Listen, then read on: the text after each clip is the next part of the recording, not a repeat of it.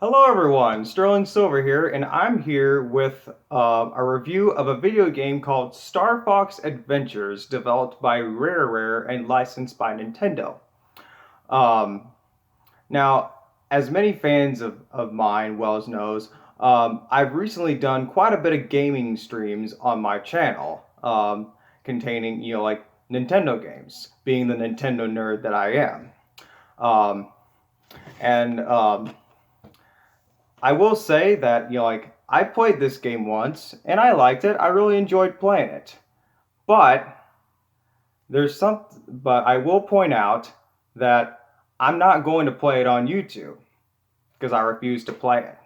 I mean, don't get me wrong. It's not that I have any hatred towards the game. Oh no, I absolutely love it. And many gamers out there do. And I didn't think it was by any means a bad game. Um, and it's what many people consider to be the best Star Fox game out of the Star Fox franchise. Um, but there were a couple of things that I personally despise about the game, and one of them is how they treated the character Krystal by imprisoning her in a crystal throughout the majority of the game. And another thing is there's one part in the game that I really didn't like. It was what many people consider to be the most difficult part of the game, and there was the test of fear review. Now, I even did a vlog video on my channel containing a review of the test of fear review, and so there's an explanation of how that goes. And so, um, if you want to see how that is, you can check that out. So there's no need to explain it on here because it's explained over there. So, um, I will say that like I said, it's a good game. It's not great, but I thought it was pretty good. But there were just some things that didn't seem to fit well in for the sake of the series and the game plot. It was Rare's first and last title to hit the Nintendo GameCube. Um, but as a bit of trivia for the game, it was initially going to be a game called Dinosaur Planet that was going to be released for the N64, where Krystal is the main character throughout the entire series as a young 8-year-old cat or something. However, development of the game before it was ever released was suggested by Shigeru Miyamoto, however you say his name, um, during the the year 2000 Electronic Entertainment Expo, which is E3 for short, um, to take a massive facelift. You know what I'm saying? And therefore, um, permit the game into a Star Fox game into the GameCube and release it in 2002. In the event via game, Krystal is introduced in the Star Fox series and appears around 16 years old or somewhere around that, and is better looking and goes from wearing some Indian yellow-like gown or something to some tribal look and a bikini-like bra and loincloth, and to be only playable throughout the first 10 or 15 minutes of the game. So, that being said, many people ponder the question, does it kind of still feel like an N64 game? Is it too much like Zelda? Um, is it pretty bad for the sake of being a title from Rare, with the intent of getting Fox McCloud out of his Rwing? Well, here's some features on this game. It's very well worth mentioning that Rare did put a lot of effort into the animation of the game. Fox looks and acts like a real person, with the facial expressions that range from shock and confusion compared to the ones with boredom and amazement. He'll wave his arms as he stares in disbelief of the latest plot point, and he'll look really pissed off as he learns of his next quest to save the planet. The rest of the crew looks pretty decent as well, considering the short amount of time you'll actually see them close up. Peppy Hair looks like the geezer of a hair that he actually is, and Slippy looks like the irritating frog that he's always been throughout the entire Star Fox franchise. Krystal, however, is what many people would think is your average princess who needs to be rescued look like, by the fact that she wears very little and looks quite good at doing so. One has to wonder though, like, if everyone on her planet of Serenia, I don't know how to say it, but the planet that like she was born in, and the planet that was destroyed by Andros, and with her being the only survivor, um, by receiving a distress signal to rescue Dinosaur Planet. But one has to wonder, does everyone on that planet have the exact same attire that she wears in that game? It does beg the question. Who knows, to be honest. But wait, what about Falco? Why wasn't Falco in the majority of the game? Whatever happened to him? Well, from what I've heard on rumors, they were said that Falco just spent some time off the team and then just decided to come back after everything was completed throughout the end of the game and decided to join back into the team.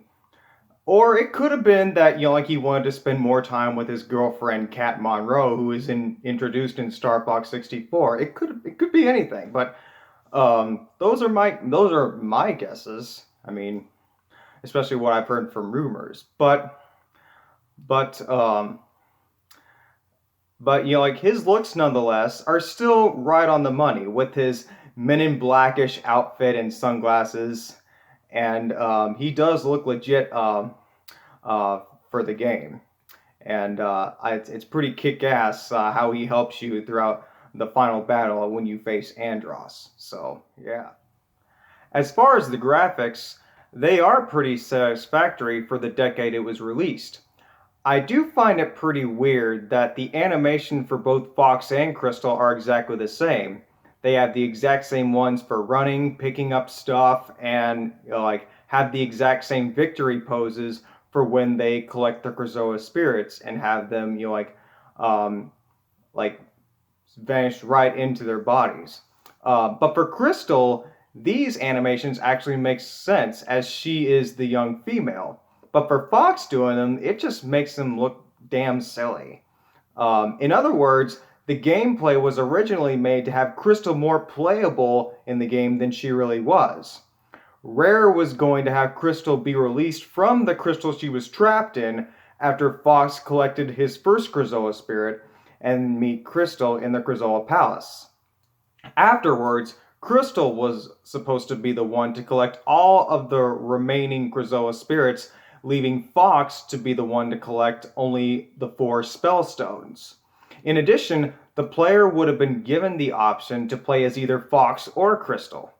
Rare was, however, bought by Microsoft in the event, ending Rare's connection with Nintendo, even though they still developed games for the Advance and the DS.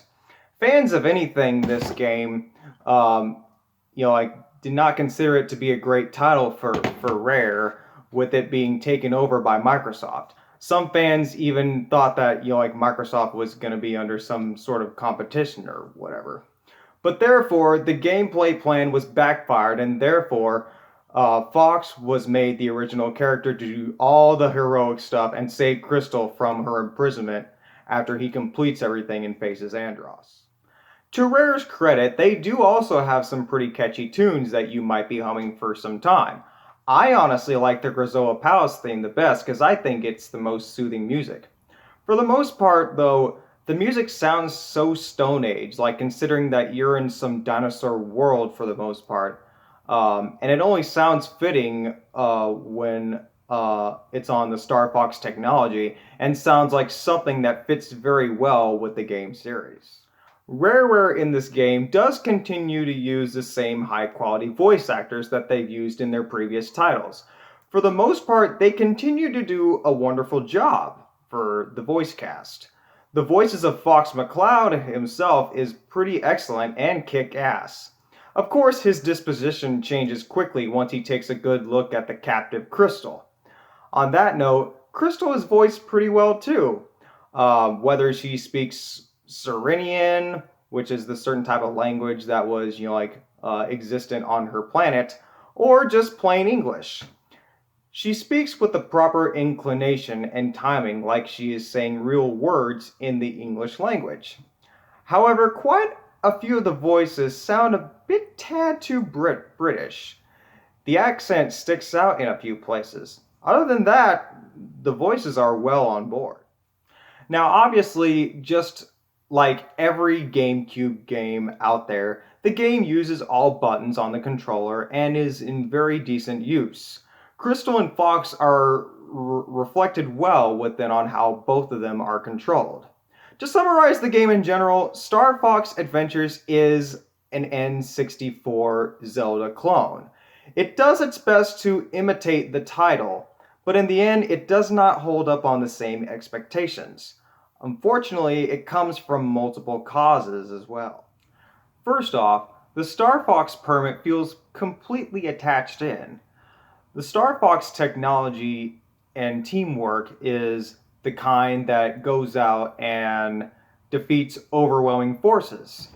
In this game, however, you're dropped into a planet where the technology means nothing and where magic rules overall. Hell, even Fox complains about this, and he wonders why the hell he couldn't bring his blaster on the planet with him. Of course, he does find this all-powerful magical staff that does far more than his blaster could ever do within 30 seconds of landing on the planet. But that's another story. Fox does seem so out of place on the planet, but he doesn't mind it much at all. Other issues include the level designs themselves. Of course, some places like the Grizola Palace were never really meant to have people running around inside of them, but some other levels seem to be meant to have others inside of them at all times. For example, there's this one dungeon where it has this nice sequence where you're supposed to go up a spiral-like platform and avoiding barrels that are being spit out from some barrel dispenser up on top. Once you get up there and climb up a few ladders, you'll flip a switch, and then you're forced to go all the way back down just to pick up another, and doing the same just so you can get that barrel back up to where you were. Ultimately, some of the runarounds you have to do solve some of these quests and borderline on the absurd and make the levels themselves feel unrealistic. And as I said before, there's this test called the test of fear that as I said earlier, did a vlog review of. And it's explained how it is in it. And there's even some silly comment that I stated saying that Krystal could do better in that test than Fox could. I mean, being honest, like how much would you bet that Krystal could do better in the test of fear than Fox could? I mean, considering the fact that she is taller than Fox and is faster than Fox, and after all, she was intended to be more playable in the game. Who do you really think could do better, him or her? We all have our opinions. One other positive in this game is that it is by all means fun and entertaining to play. The entire game is pretty cheerful, with Fox not even giving a shit about the world around him. He's just there for the pay. Once he finds Krystal, though, that changes pretty damn quick. But until then, he makes quite a few comments about how he isn't getting rewarded enough doing all the work with the dinosaurs have set for him. It gets funny at times watching as Fox complains about his latest job.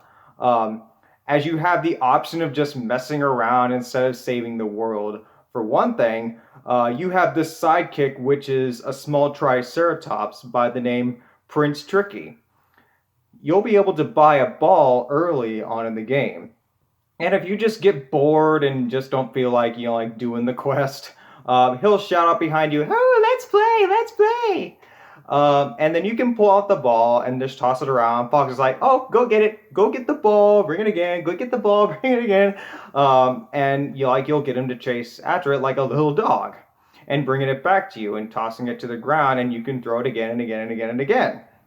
So that those are some good ways to just fuck around in the game instead of just going on the quest. So yeah.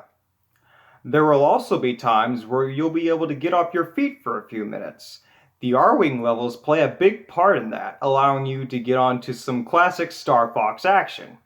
These levels are very well built in, and while they involve nothing more than shooting and flying through gold rings to open up the next level, they are for a great amusement. You also get on a hover bike type of vehicle for two racing sequences, both which move by a nice high rate of speed. Also included are a few on rail shooters where you can't do anything but shoot at the targets coming your way.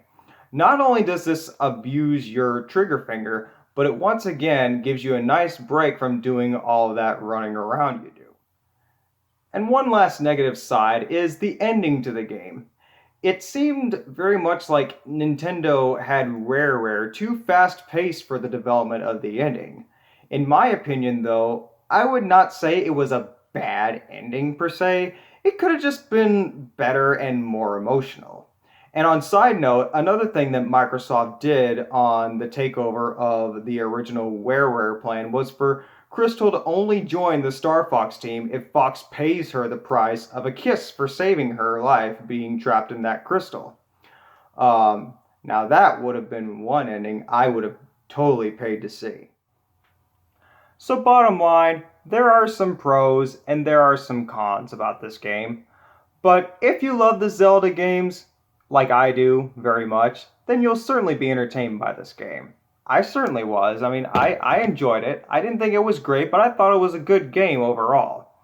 Because it's a very well done clone of the Nintendo 64 Zelda series. And I do also enjoy the fact that it is the game where they introduce Krystal, who turns out to be the love interest for Fox in the end. And the way they built up Andros was pretty epic, if you ask me, when he's reborn after saving Krystal with then collecting all the Krazoa spirits to claim him the mighty Krazoa god. I do also like her adventures appearance compared to how they made her in the original N64 Dinosaur Planet game. In my opinion, I do love all characters in the game except one, and that would have to be General Scales. Boy, was I glad they laid off the boss fight with him and instead went straight to saving Krystal and facing the final battle with Andros. Because, if you ask me, if anybody were out there in the Star Fox franchise were to face Andros, that's left for Fox McCloud. General Scales, that's Krystal's business. And, I have to say, and trust me, if it's something I would have paid to see if they really did have a boss fight for General Scales is for the player to not do a damn thing. It would just be nothing but a cutscene of Krystal just shoving her staff up his ass for payback after what he did to her up on the Galilean ship. Now that would have been epic as hell, yeah. In addition, this game was the only game, aside from the original Star Fox SNES game in the Star Fox franchise, that does not feature Star Wolf and his gang. They are not seen or mentioned at all throughout the entire game. But as far as characters in general in this game, and as well as other Star Fox games, I love all of them, with the exception of General Scales. But me personally, my number one favorite character would have to be Krystal. She is on top of my list and always will be.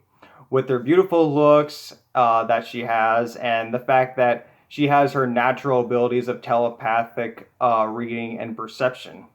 I do also admire her in Assault with her attire, but her outfit in Adventures is more her style. She has more energy in herself with her tribal outfit in Star Fox Adventures than she does in the Student Assault. And don't get me wrong about Fox McCloud. I mean, he's a cool guy and he is an absolute great lead for the team. He does seem to lose all of his cool when he's around Krystal, and it's just like, huh, really? The fuck, Fox? I do also feel sorry for Krystal in Star Fox Command, even though I've never really played it, but I've heard in reviews in that game that, things go downhill with her and Fox, and they split up, and it all goes down with him. So, I mean, and again, I never played Star Fox Command. I probably never will. But in the event, um, Krystal has like never been seen in the series since, and then like it comes to like a rights related like reboot 10 years later after Command into a game made for the Wii U that turns out to be a reboot for from the Star Fox 64 game called Star Fox Zero, and Krystal is a no-show. But rest my case, dig this game, always will. And if you love the Zelda game, then you'll really be entertained by this game. And I will always love Star Fox and this game, and well still a masterpiece of all the Star Fox franchise to this day. So, um, and as I said, of all characters, Krystal will always be on top of my list of favorite Star Fox characters of all time. So, thanks for watching, y'all. Like, comment, subscribe, and I'll catch y'all later.